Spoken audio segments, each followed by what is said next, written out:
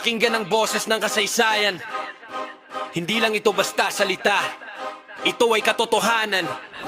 Mula sa Davao, dinala ang tapang sa Malacanang. Ito ang kwento ng leader na hindi nagalinlangan.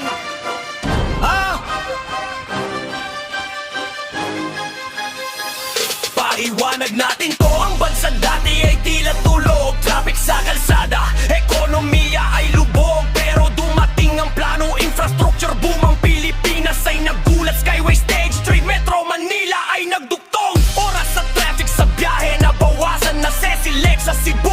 Pinakamahabang tulay, komersyo at turismo, binigyan ng bagong buhay. Mga airport sa probinsya, nirenovate ng husto. Para ang turista, diretso na sa gusto. Ito ang BBB, pundasyon ng pagunlad. Hindi lang drawing sa papel, ito ay lumipad. Tatay Digong, sa gitna ng bagyo ay tumayo. Ang bansang lugmok, pilit na ibinanggol at binuo. BBB para sa ating progreso, war on drugs para sa kaligtasan ng bawat tao.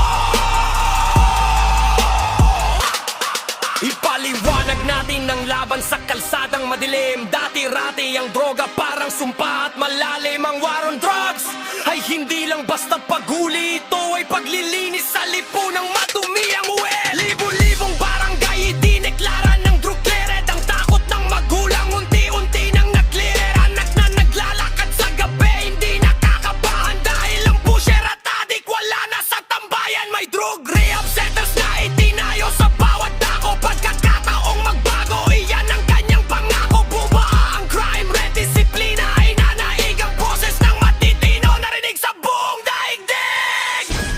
Bakit tagumpay? Dahil may political will. Sa loob ng 6 na taon, ang bansa ay nagiba. May pride na muli ang Pinoy. Taas noon na tila ba. Lahat ng proyekto, ramdam hanggang sa liblib. Ang pagmamahal sa bayan, nag-uumapaw sa dibdib. Mula sa tulay, hanggang sa ligtas na tahanan. Ito ang legasiyang hindi na natin malilimutan. Success through decisive leadership. Mula kay Tatay Rodrigo Duterte